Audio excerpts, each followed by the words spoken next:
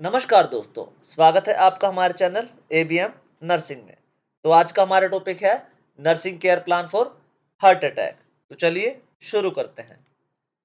सबसे पहले हम वो डॉक्यूमेंट देख लेते हैं जिस पे नर्सिंग केयर प्लान बनाया जाता है। तो यहाँ पे लिखा जाता है हमारा जो क्लाइंट का नाम होता है, जो पेशेंट एडमिट होता है उसका नाम लिखा जाता है। यहाँ पे लिखा जाता है कि केयर प्लान कौन इनिशिएट कर रहा है, उस नर्स का नाम लिखा जाता है। नीचे लिखे जाते हैं यहाँ पे डेट। यहाँ पे 6 कॉलम लिए हुए हैं हमने, बच्चों को समझाने के लिए 6 कॉलम बढ़िया रहते हैं स्टूडेंट्स को समझाने के लिए। बाकी आप 4 या 5 कॉलम भी ले सकते हैं। तो सबसे पहला कॉलम आता है हमारा असेसमेंट का, जिसमें सब्जेक्टिव और ऑब्जेक्टिव डेटा लिखा जाता है। फिर इन दोनों को कंबाइन करके क्या बनाया जाता है, हमारा नर्सिंग डायग्नोस बनाया जाता है। नर्स डायग्नोस करते हैं कि क्या पेशेंट को हुआ है, ठीक है? उसके बाद गोल्स और आउटकम्स बनाए जाते हैं कि क्या अचीव करना चाहते हैं, पेशेंट को कैसे किस लेवल तक ठीक करना चाहते हैं, ठीक है? उसके बाद क्या इंटरवेंशन किए जाते हैं कि क्या-क्या करा जाएगा जिससे पेशेंट ठीक हो जाएगा। फिर नेशनल रैशनल्स किया जाएँगे। रैशनल्स क्या होते हैं, यहाँ पे हमारा व्हाय होता है कि जो भी हम इंटरवेंशन कर रहे हैं ना, वो क्यों कर रहे हैं। उसके बाद आता है हमारा इवैल्यूएशन कि हमने जो भी अभी तक किया है ना, उसका क्या रिज़ल्ट आया है, ठीक है? तो ये होता है आपका नर्सिंग केयर प्लान। हमारा कौन-सा टॉपिक है? Nursing care plan for heart heart attack, ठीक है? अब उसमें हमने यहाँ पे क्या है, एक हाइपोथेटिकल पेशेंट की क्या ले ली है हमने, एक प्रोफाइल ले ली है, ठीक है? आप मतलब जब असाइनमेंट सबमिट कराने जाओगे तो आप ये प्रोफाइल भी लगाओगे वहाँ पे, एक फैमिली का ट्री भी लगाओगे, ठीक है? और वहाँ पे सिम्पटम वगैरह तो इसमें सारे आ ही जाएँगे आपके। और लास्ट में क्या है, एक टेबल लगा दोगे जिसमें क्या बना होगा, आपका नर्सिंग केयर प्लान बना होगा, जो हमने भी लास्ट में दिया हुआ है। तो यहाँ पे हमने क्या है, पेशेंट की प्रोफाइल ली जिसमें नेम लिखा है, एज लिखी है, जेंडर लिखी है, ऑक्यूपेशन लिखा है, उसका एड्रेस लिखा है, मैरिटल स्टेटस लिखा है, मैरिड है नहीं है, एडमिशन डेट लिखी है, कौन सी डेट को एडमिट हुआ है पेशेंट, डायग्नोस लिखा है उसको, एक्यूट मायोकार्डियल इन्फ्रेक्शन हुआ उनको, जिसको हार्ट अटैक बोलते हैं हम, ठीक है? मायोकार्डियल इन्फ्रेक्शन किसमें बोलते हैं हम, ये हम मेडिकल टर्म्स में बोलते हैं। टॉपिक का नाम अगर ये भी लिख सकते हैं आप और ये भी लिख सकते हैं, दोनों लिख सकते हैं, ठीक है? बट हार्ट अटैक के साइड में अगर मायोकार्डियल इन्फ्रेक्शन लिखो तो ज़्यादा बेटर रहेगा। मेडिकल हिस्ट्री होगी पेशेंट की कि क्या-क्या है उसकी, यहाँ पे फैमिली ट्री भी लगा सकते हो आप। सडन चेस्ट पेन पेन हो रहा है, उसकी स्वेटिंग हो रही है, शॉर्टनेस ऑफ ब्रेथ हो रही है, ठीक है? सिंस मॉर्निंग, एलर्जी है, वेट है, उसका हाइट लिखी जाएगी, ठीक है? तो ये होगी आपकी पेशेंट की प्रोफाइल। उसके बाद हम कॉलम वाइज़ कॉलम क्या करते हैं, इसको उसको कॉलम में से निकाल के क्या करना है, समझ रहे हैं कि क्या-क्या चीज़ इसमें लिखी जा रही है और क्या-क्या पेशेंट हमको रिपोर्ट कर रहा है। उसके बाद इसकी टेबल की फॉर्म में लगा देंगे इसको सबको, ठीक है? तो सबसे पहले क्या है, सब्जेक्टिव डेटा, जो हमें पेशेंट खुद बता रहा है कि उसको क्या-क्या दिक्कतें हो रही है। तो क्या कह रहा है, मुझे सीवियर चेस्ट पेन हो रहा है, मतलब छाती में काफ़ी दर्द हो रहा है, ठीक है? और स्प्रेड टू लेफ्ट आर्म, मतलब सीधे हाथ खब्बे हाथ से वो पूरे मतलब छाती से लेके खब्बे हाथ में पूरा फैल रहा है दर्द, ठीक है? उसको काफ़ी पसीना आ रहा है और क्या कर रहा है, उसको ये फ़ील हो रहा है कि मैं बेहोश हो जाऊँगा अभी, अचानक से मैं बेहोश हो जाऊँगा। उसको क्या है, साँस लेने में बहुत ज़्यादा डिफ़िकल्टी हो रही है, दिक्कत हो रही है। तो ऑब्जेक्टिव डेटा क्या होता है, जो नर्स हमारी ऑब्ज़र्व करते हैं, उसको देख के बताते हैं, जो टेस्ट वगैरह होते हैं छोटे-मोटे, वो देख के वो ऑब्ज़र्व करके बताते हैं कि क्या हो रहा है पेशेंट को, ठीक है? ईसीजी रिपोर्ट निकलवाई है, उसकी ईसीजी रिपोर्ट में क्या आ रहा है, एसटी एलिवेशन आ रहा है, मतलब स्टेमी आ रहा है। ये कौन-सी होते हैं, मतलब कि ब्लॉकेज हो गया है कहीं पे, नस की जो आर्टरी है ना, उसमें कहीं पे कंप्लीट ब्लॉकेज हो गया है। तो उसे बताते हैं हम कि जो हार्ट में क्या है, कंप्लीट ब्लॉकेज हो गया है, ठीक है, किसी आर्टरी में। ट्रोपोनिन लेवल एक प्रोटीन होता है, उसके लेवल क्या हो गए हैं, हाई हो गए हैं काफ़ी। उसके बाद ब्लड प्रेशर भी काफ़ी बढ़ा हुआ है पेशेंट का, जो उसकी पल्स रेट है वो भी काफ़ी काफ़ी तो नहीं कहेंगे, बट काफ़ी मतलब एक लेवल पे बढ़ के आ रही है, ठीक है, नॉर्मल से काफ़ी आगे आ रही है। पेल स्किन लग रही है उसकी, और जो कोल्ड स्वेट आ रहे हैं उसके, मतलब जो ठंडे पसीने आ रहे हैं उसको।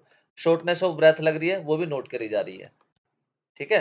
तो उसके बाद क्या नर्स ने क्या करा, डायग्नोस निकाला। डायग्नोस में क्या करा, उसको एक्यूट पेन हो रहा है related to what, decrease in blood supply to heart, क्योंकि हार्ट सप्लाई में क्या कर जा रहा है, खून काफ़ी कम जा रहा है, तो क्या हो रहा है, एक्यूट पेन हो रहा है उसको, ठीक है? Decrease in cardiac output related to damaged heart muscle, क्योंकि हार्ट मसल्स डैमेज हो गई है, ठीक है? उससे क्या है, कार्डियक आउटपुट, जो दिल की आउटपुट है ना खून देने की, वो क्या है, डिक्रीज हो गई है। एंग्जायटी हो रही है, घबराहट हो रही है उसको, क्योंकि उसको लग रहा है कहीं मैं मर ना जाऊँ, और हॉस्पिटल के एनवायरनमेंट को देख के भी क्या हो रहा है, पेशेंट को घबराहट हो रही है काफ़ी। उसको क्या है, कॉम्प्लिकेशन हो रहे हैं, मतलब कॉम्प्लिकेशन का रिस्क बढ़ रहा है उसको, मतलब हार्ट फेल होने के भी चांस बढ़ रहे हैं उसके, और जो अर्थिमिया भी हो रहा है उसको, मतलब जो हार्ट की जो रिदम होते हैं ना, वो भी बिगड़ सी गई है बिल्कुल, उसका भी रिस्क बढ़ रहे हैं पेशेंट के। और क्या करें, गोल्स हम इसे क्या बनाते हैं, इसमें शॉर्ट टर्म गोल्स बनाते हैं और लॉन्ग टर्म गोल बनाते हैं। शॉर्ट टर्म गोल हमने क्या बनाया कि पेशेंट को अगले आने वाले 30 मिनट में क्या हो, चेस्ट पेन उसका काफ़ी ठीक हो जाए, कि उसको कोई चेस्ट पेन ना हो रहा हो। क्या पेशेंट के क्या वाइटल साइंस क्या हो, स्टेबल हो जाए, मतलब जो हार्ट बीट वगैरह और जो पेशेंट के बीपी वगैरह बढ़ रहे हैं ना, वो क्या हो जाए, स्टेबल हो जाए।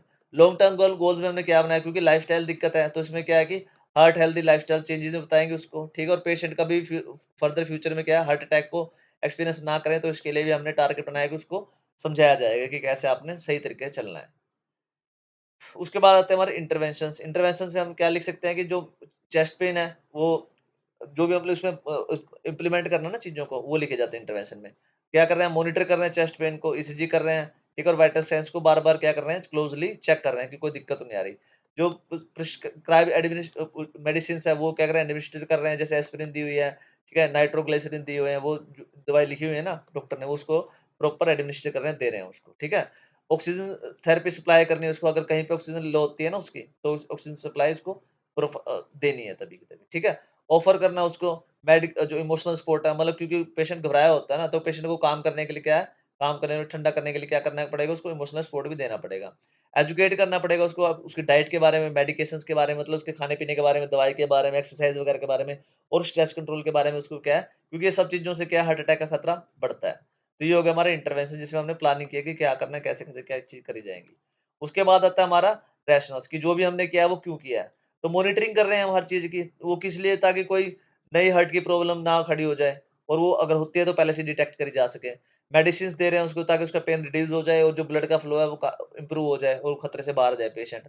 ऑक्सीजन सप्लाई देनी पड़ सकती है हमें, क्योंकि कभी-कभार ऑक्सीजन हार्ट क्या है, सब जगह पे खून ऑक्सीजन को नहीं पहुँचा पा रहा होता, क्योंकि वो खून पंप नहीं करेगा। तो उससे क्या है कि पेशेंट को और भी ज़्यादा डैमेज हो सकता है। उसके बाद इमोशनल सपोर्ट दे रहे हैं उसको, ताकि उसकी जो स्ट्रेस है वो रिड्यूस हो जाए और जिससे हार्ट में क्या है, वो भी काफ़ी अच्छा बेटर फ़ील होता है पेशेंट को, ठीक है? उसके बाद एजुकेट कर रहे हैं उसको किस चीज़ के लिए, कि ताकि फ्यूचर में उसको कोई हार्ट अटैक वगैरह ना आए, इसलिए उसको एजुकेट करा जा रहा है कि आप डाइट हेल्दी रखें, अपना एक्सरसाइज वगैरह करें और स्ट्रेस कम लें।